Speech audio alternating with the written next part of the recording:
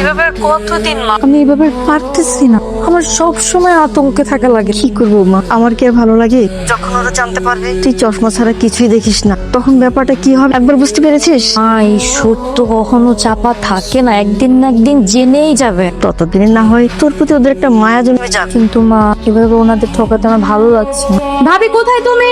ভাবি তাড়াতাড়ি চলে আসো, ভাবি আসো। আচ্ছা চল, আজকে বাইরে কোথাও ঘুরতে যাবো, আমি রেডি হয়ে আছি। ঠিক আছে।